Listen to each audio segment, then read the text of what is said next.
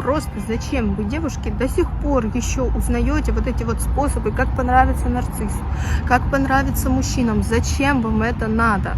Когда-то я и сама в это игралась, потому что были, да, всякие залипоны, казалось, что все, лучше не будет, только вот этот, но это все идет от травмы. И сейчас я понимаю, что самый верный признак того, что это будет ваш партнер, вы не будете хотеть ему понравиться, вы ему будете нравиться просто так, такие, какие вы есть, у вас не будет вот этого вот чувства, конечно, чувство нравится, оно у нас есть всегда и ко всем людям применимо, но если оно будет гиперболизироваться, если это будет как бы, вы прям чрезмерно будете лезть из себя и хотеть понравиться, это уже история, что звоночек, красный флаг в отношении него или в отношении вас.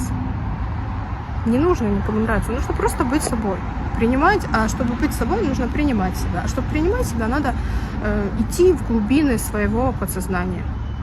Я могу вам в этом помочь.